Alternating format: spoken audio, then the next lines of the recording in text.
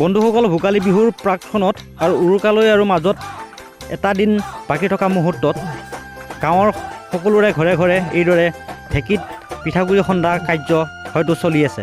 উৰুকালৈ আৰু মাজত এটা দিন বাকী থকা আগমুহূৰ্তত এইদৰে আপোনালোকৰ অঞ্চলতো চাগে ঢেঁকীৰ শব্দই ৰজন জনাই আছে।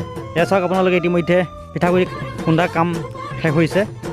এইদৰে পিঠাগুড়ি খুন্দি বিভিন্ন ৰকমৰ পিঠা পনা প্ৰস্তুত কৰি অসমৰ ৰাইজে মৰমৰ ভোগালী বিহুটিক আদৰাৰ বাবে সাজু হৈছে। এয়া চাওক আপোনালোকে ভোগালী বিহুত তিলপিঠা কিদৰে প্ৰস্তুত কৰা হয় তাৰে কিছু দৃশ্যাংশ। এয়া তিলপিঠা বনোৱা কাৰ্য চলি আছে, আপোনালোকে চাই লওক পিঠাগুড়ি কিদৰে ব্যৱহাৰ কৰি তিলৰ আৰু মিঠৈয়েদি কিদৰে তিলপিঠা প্ৰস্তুত কৰা হয় তাৰে কিছু দৃশ্যাংশ আপোনালোকলৈ মই আগবঢ়াইছোঁ।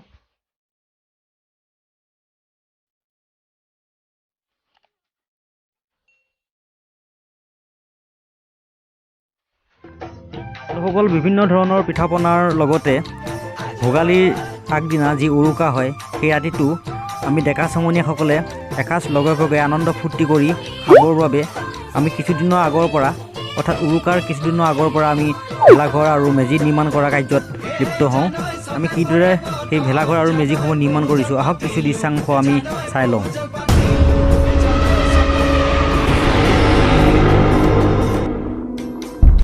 বন্ধুসকল, ভোগালী বিহুলৈ মাজত আৰু এক ৰাতি আৰু এদিন বাকী থকা মুহূৰ্তত আমাৰ গাঁৱৰ চেমনীয়াসকলে ভেলাঘৰ কাম ইতিমধ্যে প্ৰায় শেষ কৰিছে আৰু কিছু কাম বাকী আছে।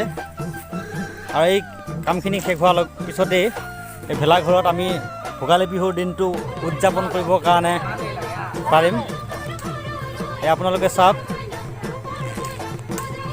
এটা বৃহৎ ভেলাঘৰ আমাৰ এই চেমনীয়াসকলে সাজি অতি কম সময়ৰ ভিতৰতে যোগাৰ কৰি দিছে। ডেকা চেমনীয়া সকলো লগ লাগি আমি এই ভেলাঘৰটি এইবাৰ সাজি উলিয়াইছোঁ। এজনে বেৰত ইতিমধ্যে গাঁঠি মাৰি আছে। এইফালে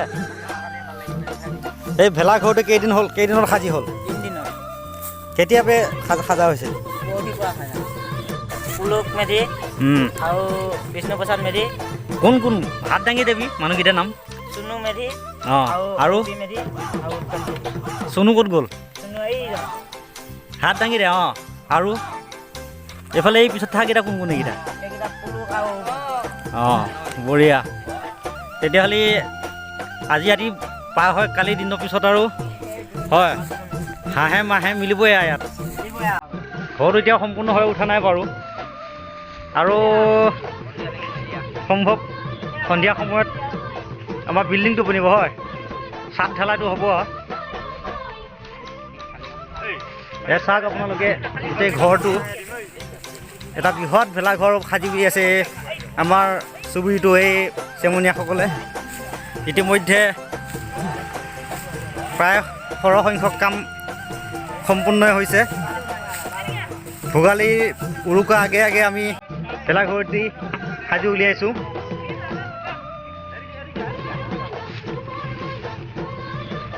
এয়া চাওক, ভিতৰতো আপোনালোকে চাই লওক, এটা বৃহৎ ভেলাঘৰ। ভোগালী উৎসাহ আৰু উদ্দীপনা আনন্দ ফূৰ্তিৰ মাজেৰে এই ভেলাঘৰটি এইসকল চেমনীয়াই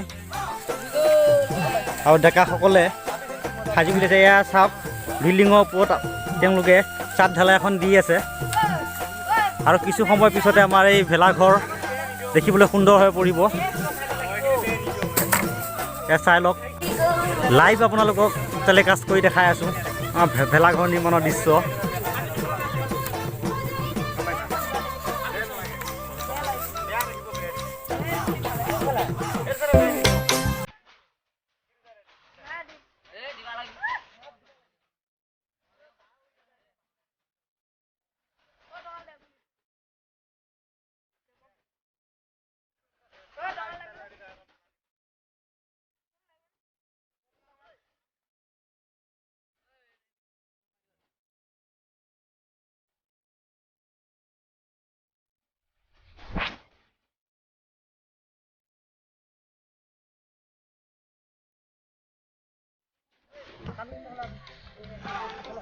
আৰু বন্ধুসকল এই ভেলাঘৰ নিৰ্মাণস্থলীৰ পৰাই কলংপৰীয়া আড্ডা ফাইণ্ডিং দ্য ৰুটৰ তৰফৰ পৰা আগন্তুক ভোগালী বিহুৰ শুভকামনা আপোনালোকলৈ জ্ঞাপন কৰিলোঁ।